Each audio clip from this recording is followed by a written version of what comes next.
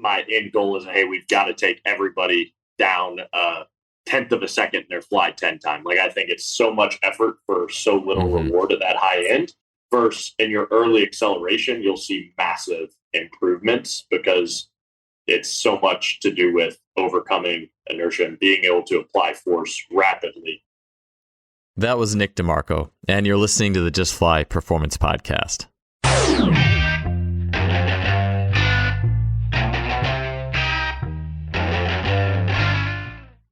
If you're a coach tired of using Excel or clunky software for your athletes, you'll definitely be interested in today's sponsor, Strength Coach Pro. Strength Coach Pro is a digital training platform designed to help strength coaches create, distribute, and track programs for their clients. It's easy to tell that Strength Coach Pro was created by a coach for coaches. The versatile program builder makes it easy to build out detailed training programs, distribute them to athletes, and track the progress, all without spreadsheets or data entry. One of the best things about Strength Coach Pro is that there are no recurring fees. You pay one fee and you get lifetime access to the program. And to check out what Strength Coach Pro can do for you, head to strengthcoachpro.com. That's strengthcoachpro.com. Welcome to another episode of the podcast. Thanks for being here. Today's guest is Nick DiMarco. Nick has been the director of sports performance at Elon University since 2018. Nick is well-versed in the intuitive aspects of athleticism. He's made it to the level of the NFL himself as an athlete, and he also has a Ph.D. in health and human performance. Nick is skilled at applying logical models to a high-performance training environment and also has an incredible intuitive sense when it comes to developing athletes. He's been a guest on multiple episodes of this podcast and is a sought-after speaker in the world of physical preparation. On today's show, Nick will give an overview of the past season since we last talked on the podcast. He'll chat about the success of the football team and their low injury rates. Nick will give his evolving take on critical elements to cover when preparing players for the speed and movement demands of the game of football. He'll also be talking about his weekly speed and strength training format, so how he puts together a training week. He'll talk about the metrics that he measures for players and much more. Nick's ideas are both cutting edge and incredibly pragmatic, and they're useful for any sports performance coach or sport coach. This was a really fun episode and also great to listen to afterwards and take notes on. I'm excited to get you guys this show, so let's get started with episode 345. Hey, Nick, welcome back to the show. It's great to have you here, man. Thanks for having me, Joel. Excited about it. Yeah. Hey, so I was seeing some really cool videos that you're posting of the football team agility training in the summer going into the season. I was thinking to myself, I'm excited to see how all that goes. You know, it's really been really good talking to you about that, the perception action coupling and what things transfer to the game out of that process. Could you give me an overview of how the last season went for the football squad? Obviously, everything just ended up not too long ago, and just some thoughts from the past season and how your agility and perception, reaction, all that came together. Yeah. Well, it's the most successful season that we've had here, so that's always a great thing. We were top 15 team most of the year. At one point, we had lost to Vanderbilt, our FBS money game, the first game, and we were in that game, even in the fourth quarter, down to the wire. And then from there, we went on like a 6-game win streak, and then sadly, we dropped 2 in the middle of the year and then came back strong, 1 out to make it into the playoffs. So we finished the regular season 8-3, and then we sadly lost round 1 of the playoffs, but it was nice to make it back to the playoffs, be one of the top teams in the FCS. So overall, chalk it up as a pretty successful year, but hopefully we can build on it and continue to kind of make that a benchmark and then hopefully move past that and continue to win some games in the playoffs here. But overall, it was a really fantastic season. I think we did a pretty good job of maximizing our capabilities of the potential we had and guys playing pretty well across the board at all positions. And it was a very low injury rate for us, which is great. And, you know, I think strength coaches want to pat themselves on the back and say that was their job, but it goes hand in hand with our head coach has been fantastic to work with. And he does a great job on his practice design. He really cares about not only our input, but sports medicine, the athletes, and really trying to do everything we can to maximize our weekly layout, our camp layout, our offseason, and does a great job of putting the focus on keeping guys as healthy and as fresh as possible. Yeah, man, I had a question that kind of went with the one I just asked you, but I'll skip down a little bit. And that was something that's been on my mind lately. I mean, it's always been on my mind, but especially in light of the podcast I just ran with Michael Zweifel, who has went from strength coach to actually being a skill coach, working with D-backs at Wisconsin Lacrosse. And just how do you measure, and like you said, I like how you didn't just say, oh yeah, well we killed it in the weight room, and of course, the guys didn't get hurt. You're looking at the whole picture. And I think sometimes it's easy to get isolated, especially when you're paid to do a job, and I'm curious too, like, what do you think, again, this is multifactorial, but for a strength coach, for a strength program to be maximally effective, to really be able to have an impact on the game, what strength coach, sport coach interactions do you think need to be really solid, and how so?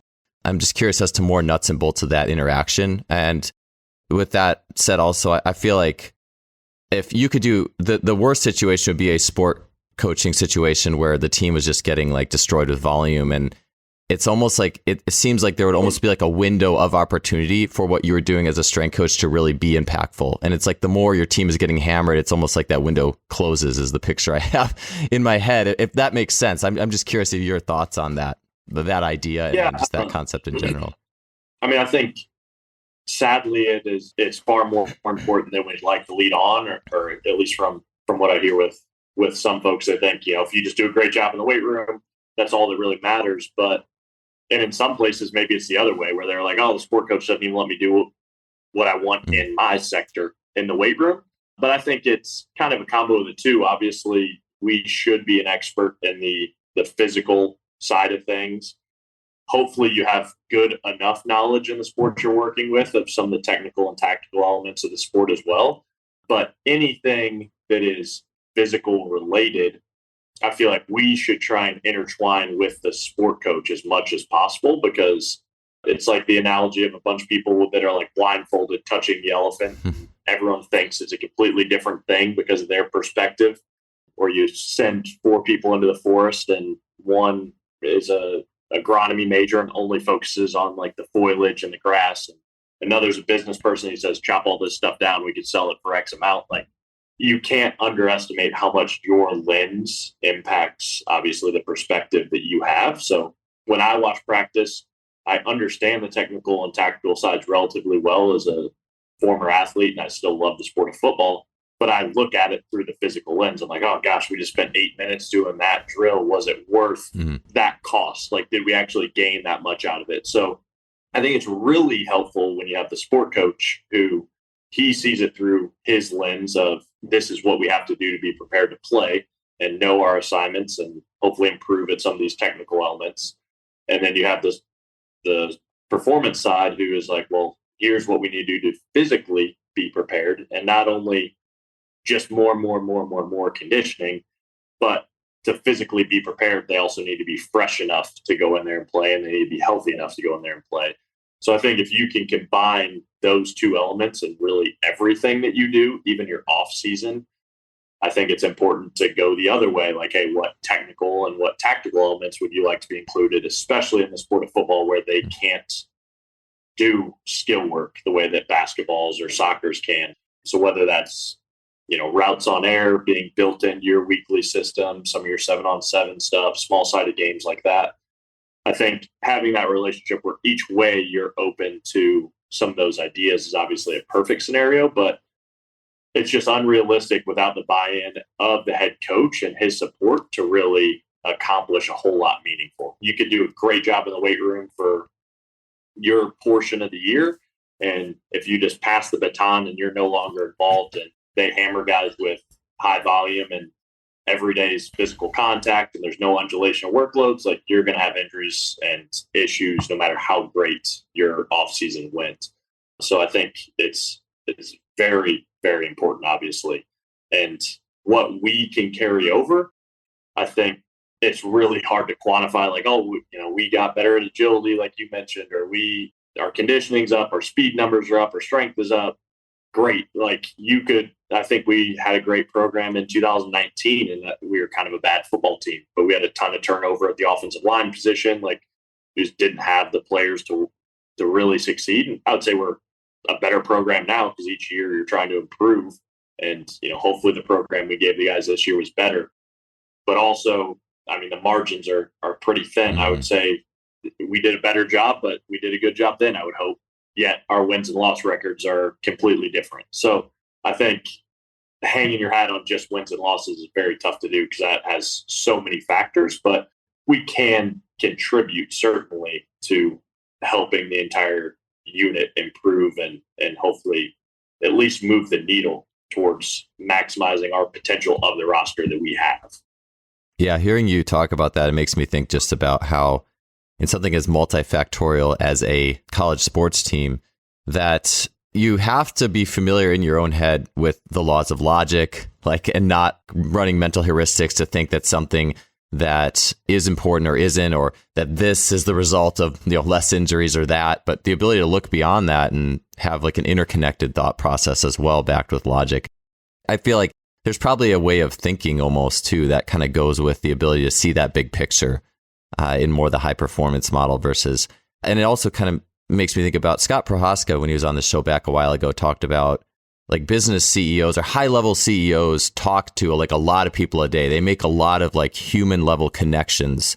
It would be, I guess, the same idea as a head coach or within the department, the system.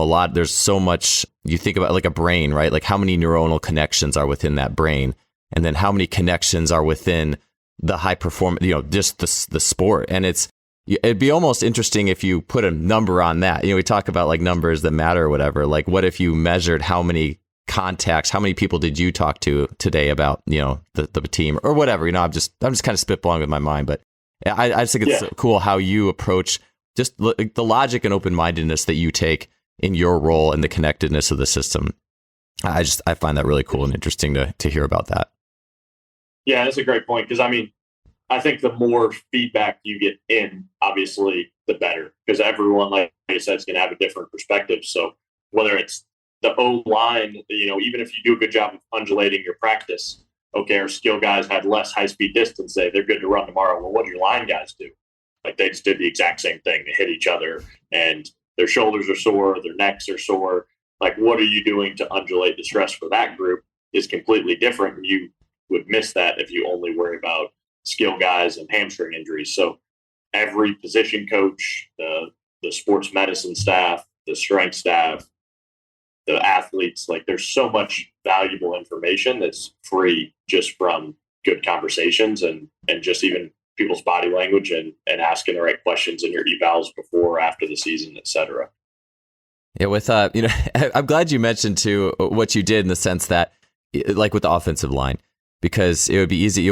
I forget when our first conversation was. I think it was 4 years ago, maybe. I'm trying to remember if it was. I think it was before 2019 or maybe it was 2018. But where you were talking about the mirror, dodge, chase, and score, agility, the perception action categories, and it would be easy on if you're only looking at that to say, well, wow, you guys didn't win as many games then, and now you had a really good season. And what did you do? What updates did you make to the, and obviously, updates are good, and I'm sure your thought process has taken some new things. But with that caveat, I am curious, and you mentioning, the offensive line as well. I am curious if you've gained anything or made any adjustments to those basic, anything you've noticed out of those things or are emphasizing more or less. Just curious if any thought process changed or adjustments since the last time we talked about that in about 2018?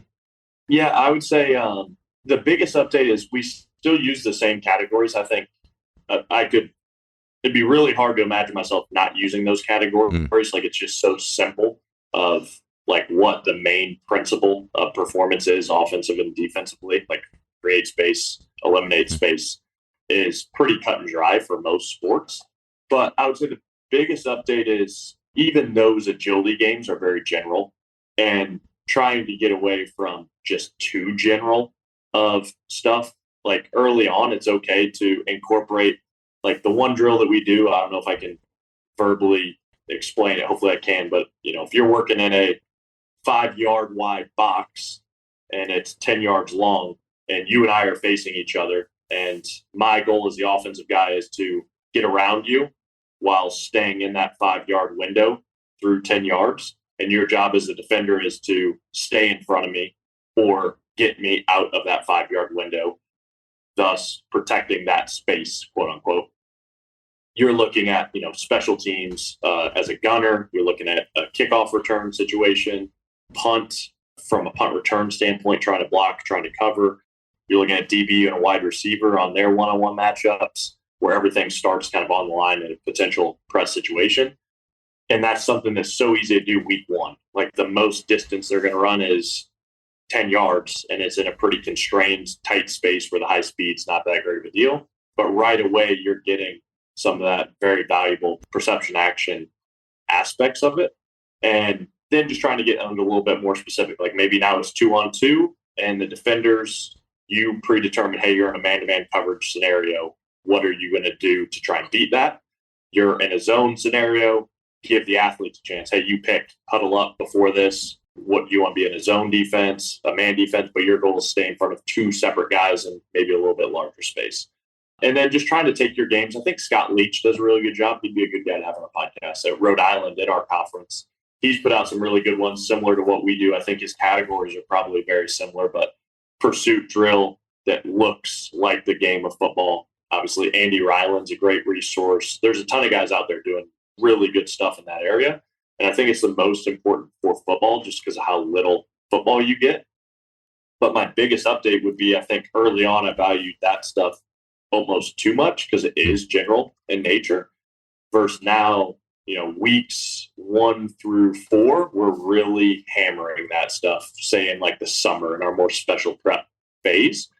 And then as we get further and further along, we're hitting those things still, but our volume is decreasing on the amount of agility we're doing.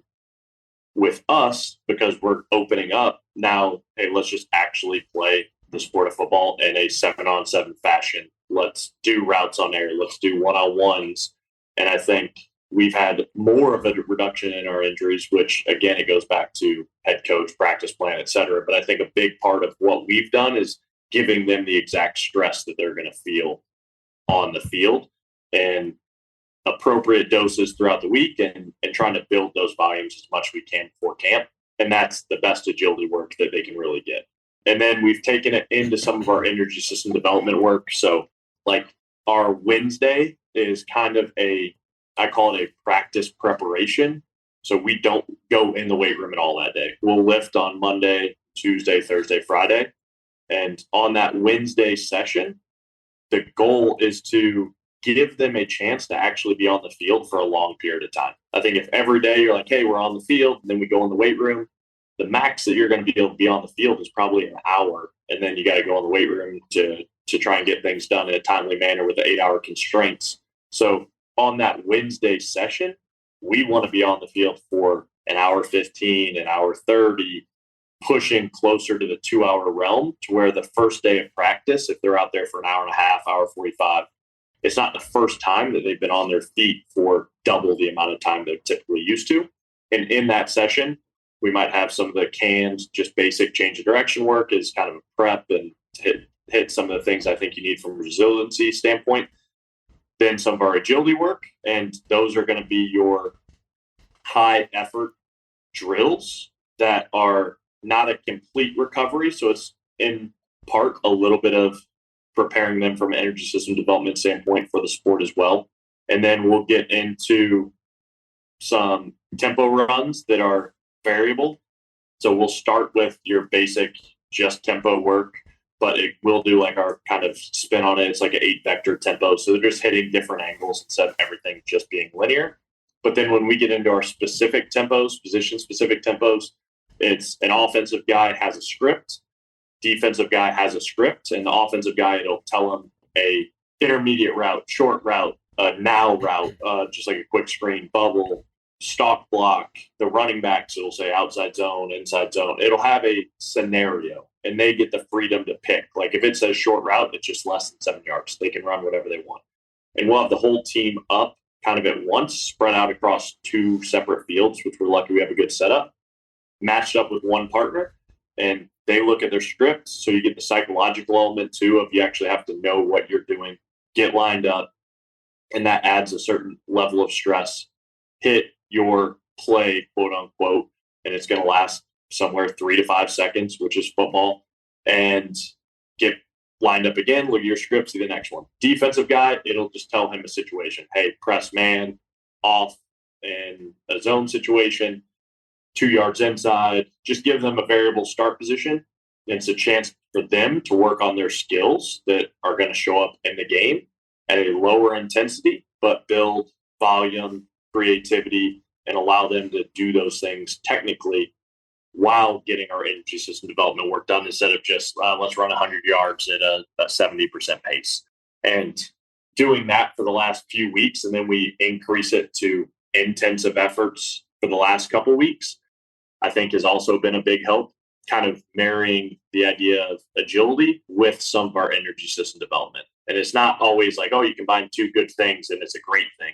But in this instance, I do think combining those two things has been really helpful.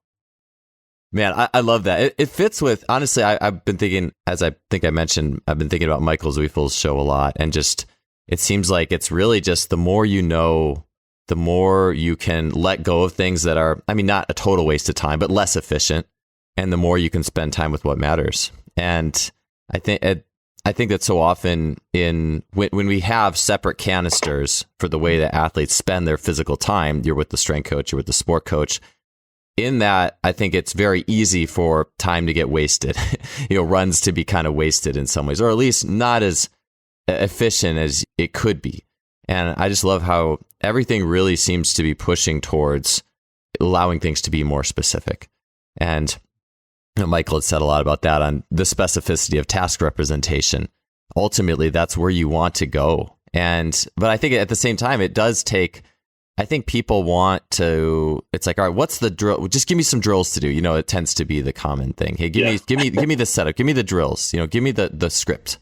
And I think a lot of this stuff, especially moving towards more specificity, there is an art to it. You have to understand the game kind of yourself even. You have to, in a way, be able to put yourself in the shoes of those drills, those even like what you were describing to me in that 5 meter space with the box and the mirroring or the defensive space. You kind of have to viscerally understand on your own level what it feels like to do that. And I think the creativity isn't as easy as just, oh, hey, here's some exercises. I mean, I think it helps us get started, obviously. And it's good. We all need a place to get started, of course. But I think that's where I just appreciating the art form of specificity, because it's more than just going to school and learning something or learning a script. It's something you have to actually spend a lot of time with and viscerally feel and allow players options. And I really love that whole description of that sounds like it's so immersive for athletes on that level of developing game specific skills and creativity. Yeah. And I mean, that's always the goal. And I think when athletes feel a session that is more like what they're doing, obviously it's hard to replicate stuff, and you don't want to replicate something that is just a garbage scenario for the sake of it feeling specific. But when they can feel things that they naturally gravitate towards and they feel like it's actually helping them on the field, obviously you're going to get a little bit more buy-in, and that's going to have some good carryover.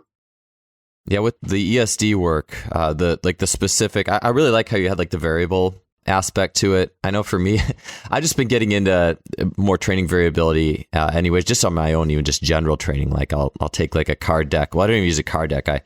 It's sad how much machines are, I guess, displacing what we used to do on some. It's also cool, but it's also like, I'm like, man, this is making me lazy. But I'll have like a card flip on my phone, and I'll do conditioning. It'll be like, all right, if it hits a certain suit, it's sandbag throws over the shoulder. If it's another suit, it's a tempo sprint down the street, and how high the card is how far I have to go or how many flips I have to do, stuff like that. But I love that so much more. I mean, I'll do, if it's like running 5 200s and I have people to run with and you feel the energy of the group and rhythm, this is just more for track or just in general. Like I like that, but if it's me on my own, like having variability and a level of randomness and not knowing what's coming next, that keeps me in the present moment more. And I can imagine that type of variable work is well received by the athletes in the same way.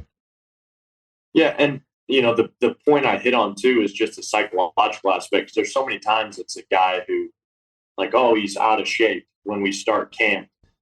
And the reality is, like, if there's one specific example I can think of, he's one of our best players this past year. And it would be like, oh, he's always gassed after one drive. And psychologically, he was just swimming when he was on the field. He was so stressed of where do I line up? Where do I do this? And when he's in an isolated conditioning session, he might have been one of our best, most fit people on the team, but he couldn't display that when it got to a game a lot of times because of how much psychological stress he would have. And I think that's a completely different element that you need to try and involve in your conditioning in some way. And also to that point, like, hey, the average play is 3 to 5 seconds. The average rest is 25 to 45 seconds, but it's not always rest. Like, what is a defensive player doing in that situation? He's got to look at what the call is. He's got to ID where his athlete is and what his responsibility is. He might have to jog to the other side of the field.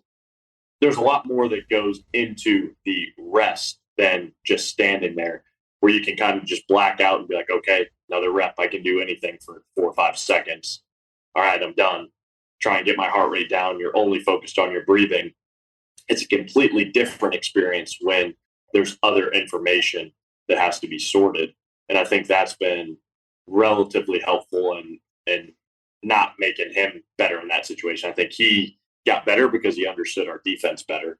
But it is nice to add some psychological elements to your energy system development side of things as well. I wanted to take a quick minute to tell you about my story with our sponsor, Lost Empire Herbs.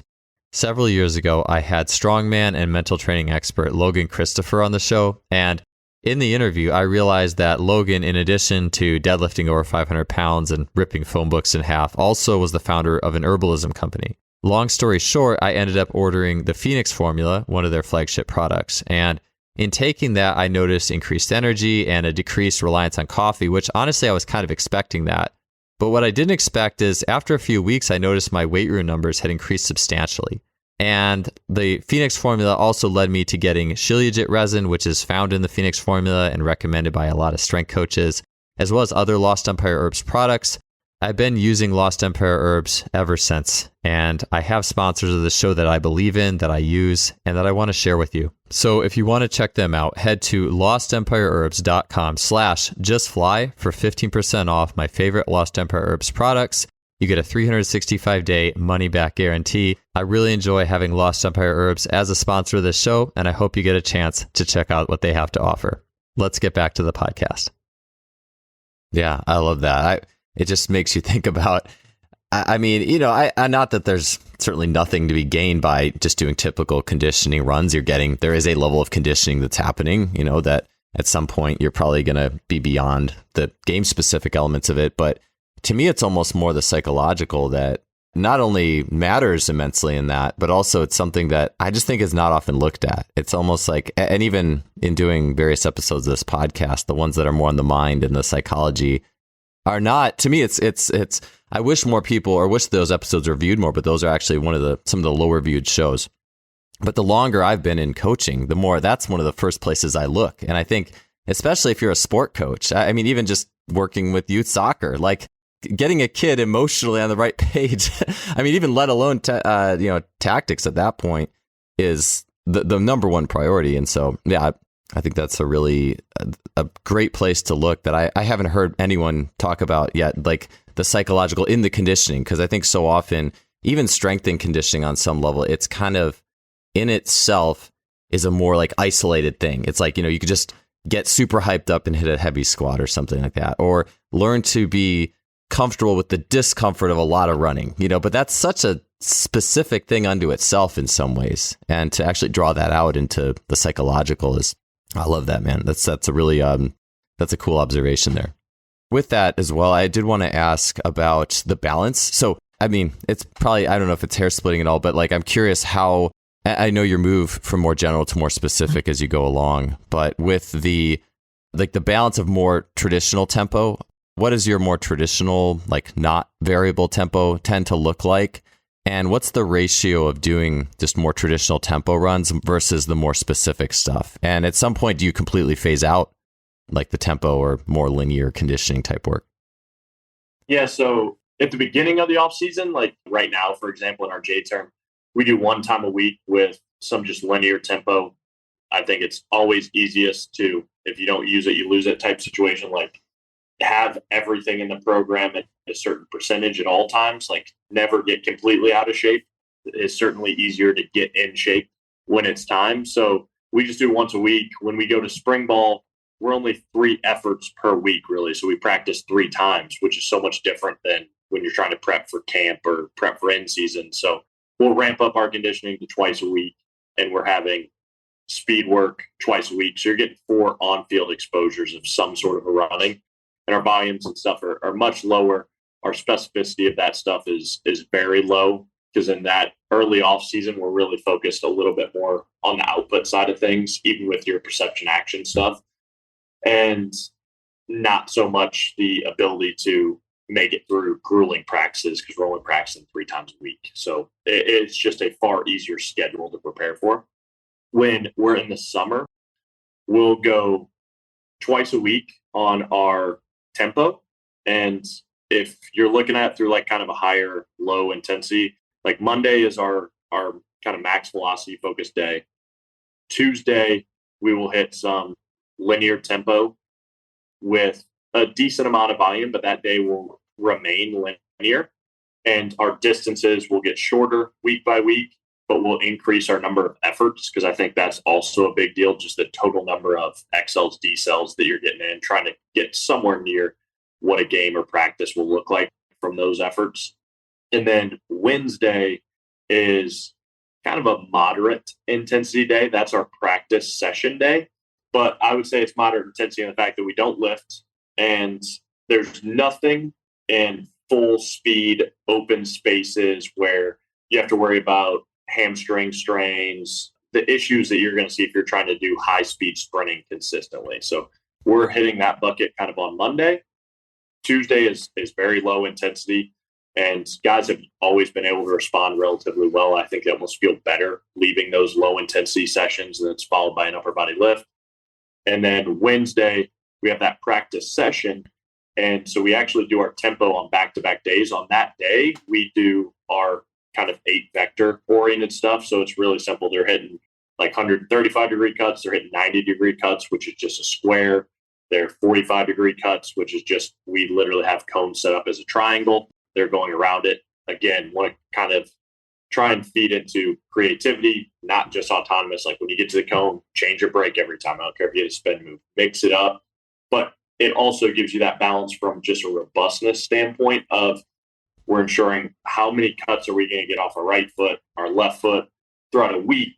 I think that's where your canned change direction stuff and some of your tempo stuff comes into play, is just preparing the tissue robustly in every plane of motion possible. We'll do curves on that day. We'll do a figure 8, and then we have one station that's linear just because it works for our field setup. So it'd be like 4 guys at each station, and the last station is linear for 50 yards, and it just takes you back to the beginning. So it's there for no reason except it makes it flow better. And everything else is variable. Nice. And we'll run that for 4 weeks while increasing our volume. And then the last 4 weeks, we'll get into the ones that I explained to you that are very specific to the position. And the first 2 weeks will still remain an extensive tempo. The goal is skill. You're still going to get that elevated heart rate. We're going to build our volume. And then the last few weeks, it becomes more intensive of getting them used to max effort, the ability to recover, get lined up, and hit those efforts before we get into camp.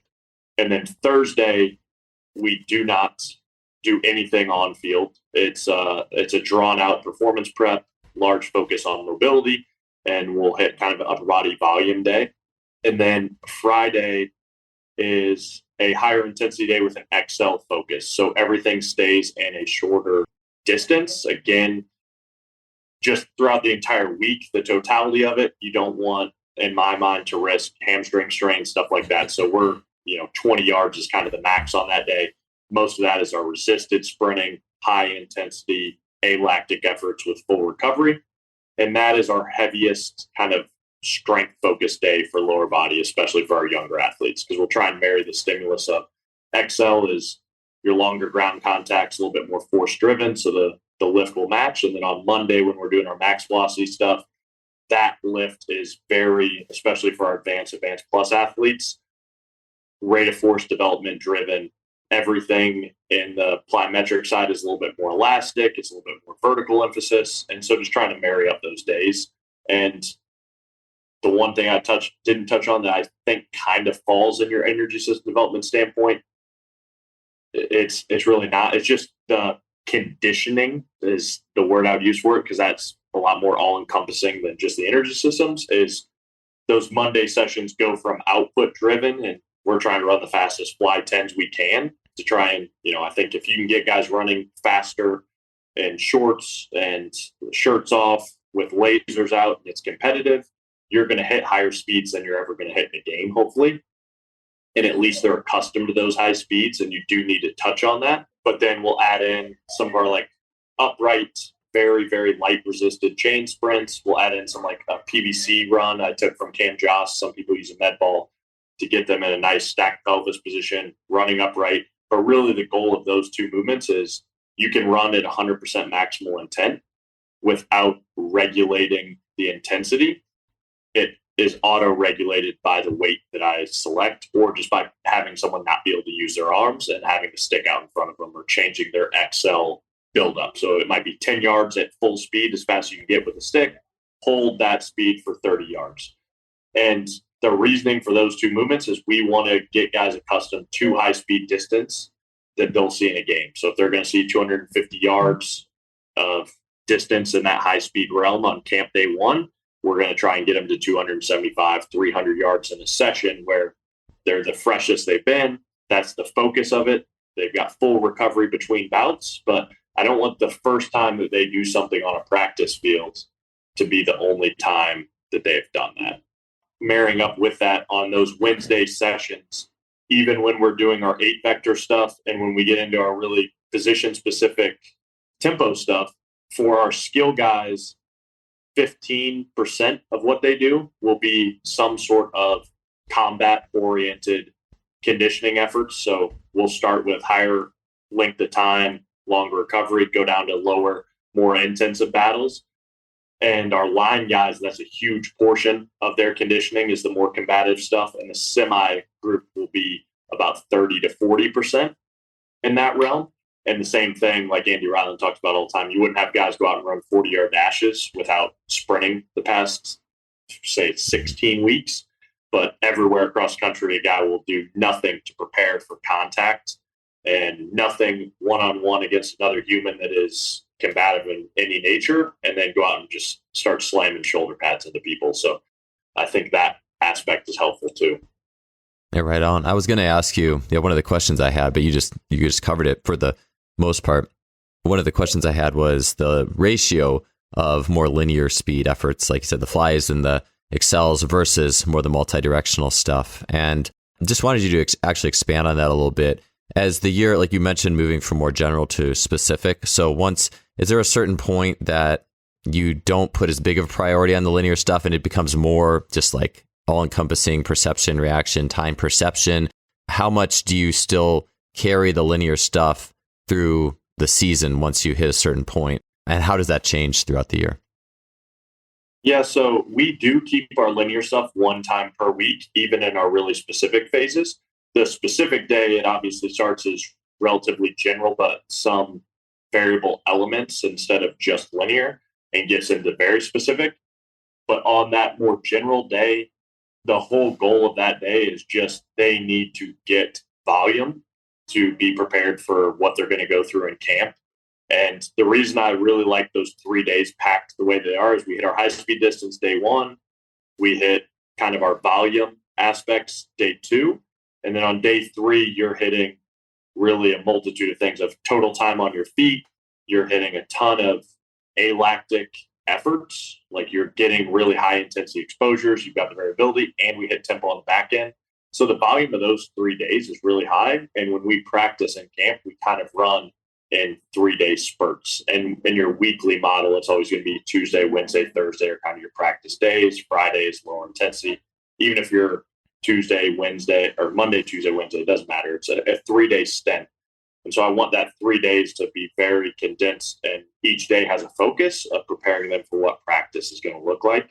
And so that Tuesday, just the easiest day to get volume, and the easiest way to make it recoverable in my mind is to keep it linear. Because that Wednesday session is going to be, even though from maybe a nervous system standpoint, it's not that taxing, you start asking people to change direction a ton of times, you're going to have more of your muscular aspects of just some soreness maybe related to it, or things like that from a more structural standpoint, you might create some more residual soreness. But your linear stuff is usually so low intensity and people can really recover from it well, but it keeps that volume very, very high, not only on that day, but in your total weekly plan. We can keep building our workloads because of that one day that we remain linear. In essence, it still does kind of run like your high days are Monday, Wednesday, Friday, and Tuesdays, low but high volume, and Thursdays kind of a nothing on the field. Yep. Yeah. So within, I think you've mentioned this in a previous podcast on how much emphasis you put on data points that aren't actually the sport in terms of like ranking speed or the feedback to the players on their speed improvements, their linear speed improvements. Yep. Or even things in the weight room. I think you've touched on this in past podcasts, but I'm just curious to rehash that. What are the things, like the idea of like what matters, measure it, and how much do you rank these things, and how do you give that feedback to the players? Yeah, I mean, I definitely fall into the category of just training is testing. Mm-hmm. Like I'm not big on, hey, week 1 we test, week 8 we test.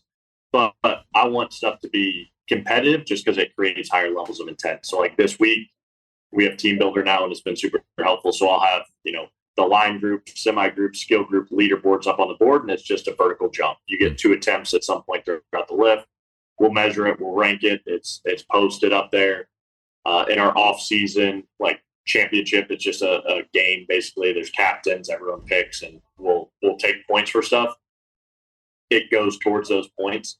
But anything that I think is important to measure, we look at approach jumps. We'll look at some of our loaded jumps across different scales. We'll do chain sprints. Like I think the more inputs, the better, and try and figure out what actually matters, because none of it really does matter that much. Like being good at football doesn't directly correlate to any of those things, but giving them a better chance to be good at football does probably correlate to some of those things.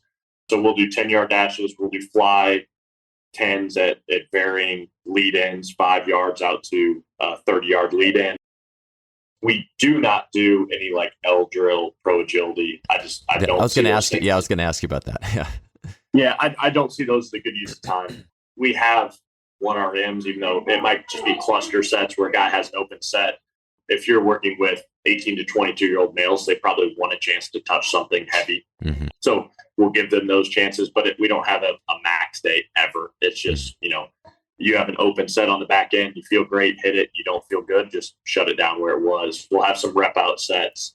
And every day is a chance to PR. Like if you feel good and it's in a workout where you have a chance, like you can always improve those things. And we'll look at the data at the end of each week and update things. But I don't put a ton of stock in those things necessarily, outside of it is really great to see people improve their jumps, whether it's broad jump, vertical jump, approach jump, consistently over 4 or 5 years. Like I think it shows you that you're doing something right to where they continue to improve things that might actually have a chance to show up at the field. Once you get strong enough, then I think it's more velocity based. Like, hey, can you produce more power at X load is more important to me than can we take you from a 405-pound front squat to a 420-pound front squat. Like that's not going to show up as much. And then, 10-yard dash, I think is something that will show up in some ways. The fly 10 stuff, the more I'm around it, the more I think of it as just that dose of high-speed sprinting to keep people safe. Then I do let's really improve this. Like if you look at our top athlete, first our slowest athlete, say it's a 0.9 flying 10 versus even the slowest guy can at least get close to a 1 second, 1:04 fly 10 if they're a skill athlete. Like if you did the simulcast like they do with Rich Eisen on NFL Combine, the difference in those two is nothing really. Like they're still close enough they can reach out and swipe somebody. Like improving those things is such you've really got to be committed to improving that top end velocity. First, I think it's a chance to get people to run with better mechanics, hopefully decrease their chance of hamstring strains from consistently exposing them to high speeds. But my end goal is, hey, we've got to take everybody down a 1/10 of a second in their fly 10 time. Like I think it's so much effort for so little reward at that high end. Versus in your early acceleration, you'll see massive improvements because it's so much to do with overcoming inertia and being able to apply force rapidly that most guys continue to get better at, and they have a huge increase early on. And if you're looking at 40s for a combine guy, easiest way to improve is that first probably 10 to 20 yards, obviously. So went all around on that one. But there's not a ton that I think of as like, hey, if they improve this, they're a better football player. But we track a lot of things, and I think that just helps with your program design. Like, hey, are guys getting faster? Are they getting stronger? Are they healthy? Like, you want to take anything and everything into account that you can, but there's not a ton of stock in, hey, this guy went from this to this. I guarantee he's going to be really good at football this year. Like, yeah, I just don't think you can quantify that or justify that. Yeah. I mean, just in hearing you talk, I could just see that resonating in everything. Like, this matters. This is not worth spending that much time about. It's almost like everything has to be judged by, well, how much effort will it take to take this variable to its furthest point? If it takes too much, it's not worth it. And I really like that as well with the the max velocity stuff. Just, it's like being more process oriented. Go do it. Injury prevention, how you do it matters. But if we take it so far that we're going to try to drop everyone's time to the max amount, it's just going to be a waste of time and probably energy as well. I was going to ask you as well, kind of on that topic, and I feel like I already know what the answer is to some extent, but I'm curious because I see this a lot, because you mentioned you don't do the pro agility, but I mean, do you do any emphasis on, I mean, basically my question is all the perception, action, lateral stuff, is that your change of direction, or do you do anything beyond that? I know people do like isolated deceleration stuff, or, you know, even like acceleration technique, like kneeling starts. I mean, how far do you get into any of that? Or like a 90-degree kneeling start or anything like that? I mean, I think, and I feel like too, just my gut says like, you could do that, but it might just be a waste of time, you know? Like, what else could you do instead of that? I'm just curious how you look at some of that stuff. No, so we will do some of that, certainly. So that Wednesday session, like, we'll go through kind of our 8 vector stuff, which I, again, just think of as a resiliency standpoint, making sure athletes are robust enough that if you hit 135-degree cut, 90-degree cut, 45, and a 0-degree cut straight back, both ways, at different entry speeds, out of different positions, you're probably equipped to hit anything between those angles. So we just try and keep it as general as we can and make it a quick part of basically our prep for when we get into our agility. Because it's not like, hey, we do change direction 3 weeks, then we start agility. We're hitting our change of direction as a performance prep extension to get into our agility work and just check off some of those boxes from making sure globally that we're not missing anything. They were getting enough cuts off the right leg at deeper angles, shorter angles, etc. And I do think there's some carryover to just teaching guys how to get in and out of those cuts effectively and feeling it. So we'll go like a 1-step approach, 2-step approach, 3 steps, 5 yards out of variable positions, out of a 2-point start, and try and check off that box by, hey, we've got some change of direction work. Same thing in our prep. It's 5 yards and break. And it's more of a prep for when we get into our agility. They've already accelerated, they've already decelerated, they've hit multiple planes of motion.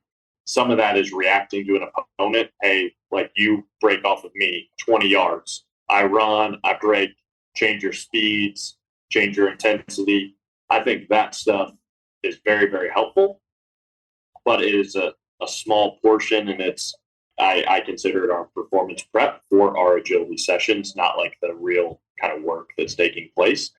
And then same thing on our acceleration days. Like, if we're timing 10-yard dashes, or if we're running chain sprints and trying to do some special strength stuff for acceleration, the end of the performance prep where we're warm enough, we'll go into, hey, let's hit 5 reps, 6 reps of variable starts. You're starting on your back, hands behind you. You're starting in a half kneel position. You're starting on your stomach. Like, just put guys in weird positions that they're not accustomed to being in and make them get out and accelerate as much as they can. And the thing that is great about it is the intent is through the roof because they're racing their group of peers. And it's really just an extension of, hey, we know they're ready to run full speed because they just ran full speed 5 times out of a bunch of random starts. But it's not going to allocate a huge percentage of what we're trying to do, that's for sure. Yeah. I really do like the racing off different positions. When I was running track 20 years ago now, our coach had us he called it the acceleration complex. It's like everyone lie on their stomach, race 15, 20 meters. everyone line your back, roll Yep. over, race, do 3 donkey kicks and race, like all stuff. And I love that. And funny enough, I feel like that really, I knew nothing about acceleration technique back then, but I feel like just doing stuff out of different positions kind of helped me to self-organize a pretty Yep. decent, technique without even really thinking about too much of it. And I always like that stuff. I was going to say, I guess with the deceleration, what my thought would be if, I always think of how deep do we need to slice things down, and it's like almost the least the least amount of slicing is the best from an efficiency perspective. And I look at, like you mentioned, the 8 vector, like if we're cutting at 90 degrees, 135, and it's actually, it's on your feet, it's dynamic. I always just think, well, how much more do we need to slice it down than this? Then what's the farthest we need to go and then get to the, the actual, main meat and potatoes of the workout. So I'm always thinking about how, because I'll see, people like doing drills where it's like, all right, start and stop. They go every 10 yards and they start and stop on the line, with no perception. It's just you're starting. I was thinking to myself, well, what are you thinking about? What's the overload here versus if someone did a hard cut at 135 or even 180 degrees, would your leg not be overloaded more doing that? Or is there, I'm always just wondering how far to slice and why. But again, it's also something that not a lot of time is spent on probably in most situations. So even then it's personal preference, I guess. And up to, just how do you like preparing for the main stuff? Yeah. All right. So just a couple of closing questions here. One, this has been a lot about football. I am curious what your take is on these categories, like the perception reaction categories, mirror, dodge, chase, score, and those. With some of the other sports that isn't football, obviously with different setups and maybe yearly trends of off season, in season, what the demands are. I'm just curious, I guess field sports versus court sports, right? Probably a big distinguishing factor right there, but I'm curious what your take is on, and this could probably be its own show. So this, I waited until the end. I think it's still great to have and to use. It's always going to fall back on what does the head coach, what kind of buy-in do you have from him? Because if you're kind of infringing on their realm, that some people will feel like by doing specific work, even though it shouldn't be, it's still very, very general, unless they're playing the sport, obviously. But even sport of basketball, they play year round. Soccer plays year round. Tennis plays year round. All these other sports have such a different opportunity to just play their sport consistently that it's not as big of a deal as it is for football, where you don't get the chance to play your sport except for very isolated bouts throughout the year. So I think it has less impact on those teams, but I think isolating those qualities of, whether it's basketball or soccer, the ability to win one-on-one matchups and improve that perception action aspect of things, I think is still really important. And putting them in variable scenarios, even if it doesn't include a ball, especially as a defender, you're still, as a soccer defender, my goal is to keep in front of you and eliminate your space. So if I can isolate some drills that are very general, I still think you're improving those things. And I think that's important to do. Now, the allocation of time, I don't know. That's going to depend on the time of year, how much soccer they're playing, what it looks like. But even that might be, hey, they play soccer year round, but taking the idea of we do change of direction to prepare for agility, we take isolated agility to prepare for practice. If you're out there on a daily basis and you can do a few drills before they get rolling, they're fun with the ball because it's allowed during that point of the season. I think that's really helpful. And then same for basketball. So much of what they do is trying to stay in front of another human being and sort through information. Now, they get that all the time, but really isolating certain qualities that you want to see, I think could be very helpful in those situations. Yeah, cool, man. Yeah, that sounds good. I have just a few lightning round questions. I know we're kind of running out of our time for today. So I want to ask you, see if we can get through the 3 of these. One of them is, you've been quoted as saying, know a little about a lot and a lot about a little. I'm curious, in terms of strength and conditioning, what are some things that you feel like coaches, strength performance coaches should know a lot about? And what are maybe some varied topics that might be beneficial? I mean, off the top of my mind, I'm like, well, you can move a generalist, playing other sports, or maybe music, or knowing things about music or rhythm or art or whatever. I'm just curious anyways on you expanding a little bit on that. as it pertains to and physical I prep. do have to say, I think I stole that quote from Fergus Conley. I think it was his book, like Lessons, maybe. But I love the idea of it because I think early in your career for anything, not just strength and conditioning, you need to know a little bit about everything that's taking place. Like if you have a complete gap or weakness in what you're trying to do as a coach, it can be covered up if you have some really, really high strengths, I would suppose. But I think the more you know in general early on, even if it's just very, very surface level, the better equipped you're going to be to find, one, what is your niche? Like, what is it that you're really passionate about? And, if in a perfect world, say, I always think of things through the lens of football, obviously, but if you have a 5-person staff in football, like I'd love for one person to be, hey, energy system development is my niche. Like I love this. Or maybe it's just linemen or working with skill athletes or power development is my thing or speed is my thing. Like Cam Joss is known for that, but like Cam Joss is a guy who knows a lot of information about a lot of things, but his niche and what he's really interested in is a little bit more of the speed side of things. I think everyone naturally goes through that of, I want to learn as much as I can early on about everything. And then now that I understand those things, I want to kind of dive into a topic just because it's of interest to me. And I think the more specialists you have who are good generalists on a staff, probably the more equipped that staff is to do some really good things. And then if you want to move into kind of your director role or like a high performance director, like some teams have used at the NFL level, I would say at that point, hopefully you know a lot about a lot of things and you're kind of more of a master of as many things as you could be. And I think that's just kind of the natural career path for any career.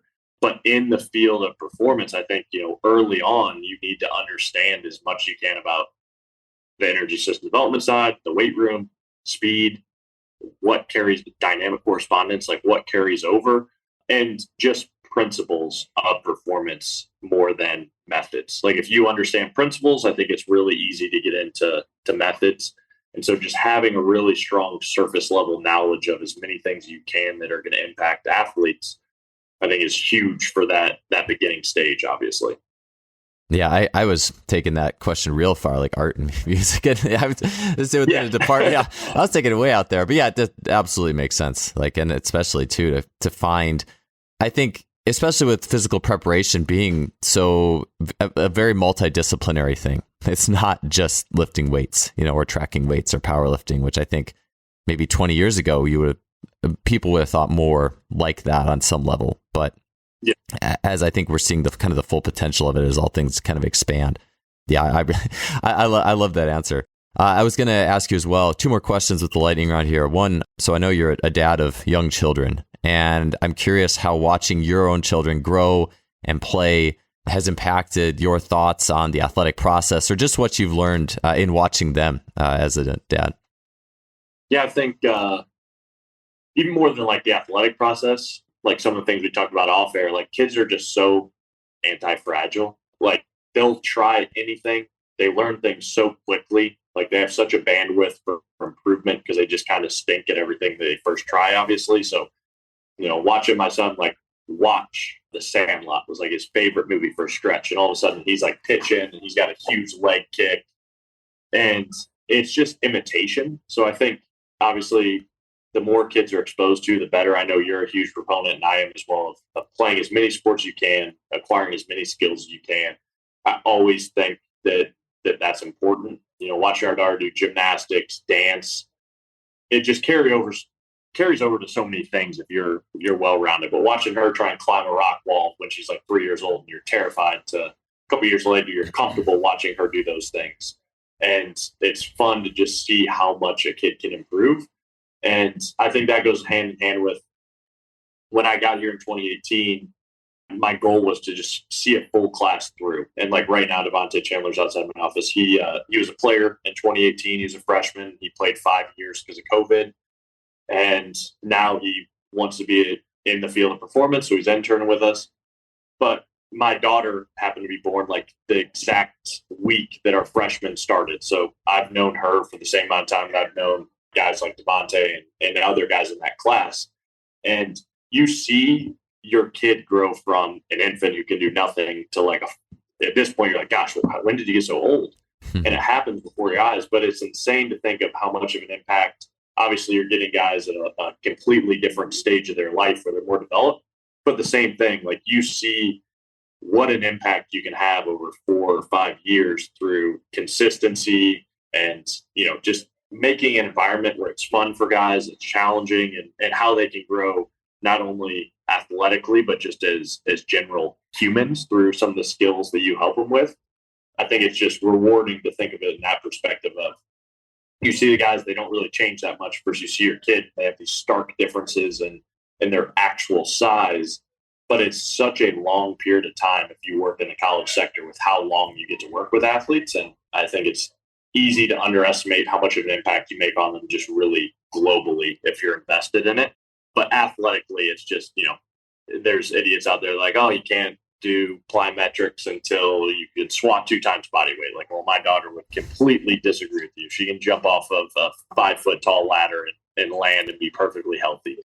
And just watching them do anything and everything and trying to learn from the aspect of like failing is such a critical part of getting better and growth. And I think that's like in some sports models and coaching models, it's like such a fear of failure because there's this extreme punishment. If you fail, it's your fault versus you have to fail to improve at some of those things. So a lot of different directions there. But I mean, having a kid is obviously one of the biggest impacts on my life and just how you treat people too. Like now it's so different when you're coaching someone of thinking like, if this was your kid, how would you want them treated in that situation? I think it'll give you a different perspective. Yeah, for sure. I'm sure too, even like you said, like college level athletes, they don't grow like kids do. But I would imagine even just watching videos, like sometimes I'll watch old videos of my kids, like from a few years back, or see pictures of them. It's like, man, I can barely recognize them, like from back then to who they are now. But even I'm sure college freshmen to a senior. Oh no, yeah, it's the exact same way. Like we have videos of some of the incoming guys, and you look back, and you're like, God dang, you don't notice it day to day because you see them every single day. But when you kind of sit back, or like you said, you just go through your phone, you're looking at old videos, like, holy cow, look at this guy when he's a freshman. Like, just such a difference. But you get so lost in seeing them every day that you're like, oh man, he hasn't done much to improve this year. When it's like they've come so freaking far, and it's definitely a helpful perspective. Yeah, for sure. All right, last question for you, Nick. This is a quick one. All right, so if you had to be caught doing one of the following with the football team, what would it be? One would be yourself wearing a shmedium polo shirt, so you have to wear that to practice in the games. 2, waving a towel. I'm not, maybe for 5 minutes duration. Or 3, having the team do their warm up with jumping jacks on a count or whistle. Which of those, and you're forced to do one of them, which of those would you pick and why? Definitely some jumping jacks on a whistle. I feel like everybody that does it for some stupid reason, it's not completely on you. Like our team has had spurts where like one year we did it, one year we didn't. Like the head coach decide who does it. I don't have to lead it. I feel like I can back off and just laugh at it on my own versus if I have to wear shmedium the entire time or if I have to wave the towel that falls on me. Nice. Very good answer. Yeah, and there's some rhythm. There's some rhythm in jumping jacks too. There's some rhythm involved. Yeah. So. All right, man. Well, hey, I know you got to get going, but thank you so much, Nick, for being on the show. It was great hearing you talk about these topics. And yet for someone like myself not being in your environment, I learned so much from these things, and it gives me so much information, ideas to consider. So I appreciate you being on, man. Yeah, thank you. I appreciate you having me on again. It's always great.